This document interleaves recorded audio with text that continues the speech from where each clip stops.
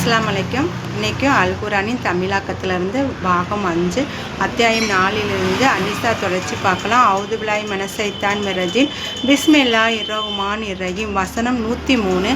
நீங்கள் தொழுகையை நிறைவேற்றிவிட்டால் நிற்கும் போதும் உட்காரும் போதும் படுக்கும் போதும் அல்லாஹ்வை நினைவு கூறுங்கள். மேலும் எதிரிகள் குறித்து அச்சம் நீங்கிவிட்டால் தொழுகையை முழுமையாக நிறைவேற்றுங்கள். உண்மையாகவே குறிப்பிட்ட நேரத்தில் நிறைவேற்ற வேண்டும் என்ற நிபந்தனையுடன் இறை நம்பிக்கையாளர் மீது தொழுகை கடமையாக்கப்பட்டுள்ளது.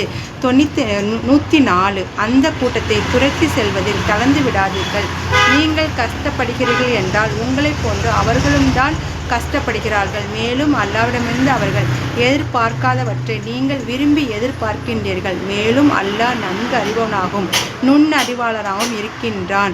105 112 வசனம். நபியே, அல்லாஹ் உமக்கு அறிவித்து தந்த நேரிய வழியின்படி மக்களிடையே நீர் தீர்ப்பு வழங்க வேண்டும் என்பதற்காகவே உம்மீது இந்த திருமறையை சத்தியத்துடன் நாம் இறக்கி வைத்தோம். நீர் நம்பிக்கை துரோகம் செய்பவர்களுக்கு வாதாடுபவராய் இருக்க வேண்டாம்.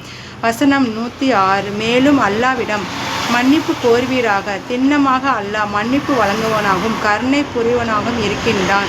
வசனம் 107. தமக்கு தாமே வஞ்சகம் செய்து கொண்டிருக்கின்றவர்களுக்காக நீர் வாதாடாதீர். திண்ணமாக நம்பிக்கை துரோகம் செய்பவனையும் பாவம் புரிவதனையே வழக்கமாக கொண்டவனையும் அல்லாஹ் நேசிப்பதே இல்லை.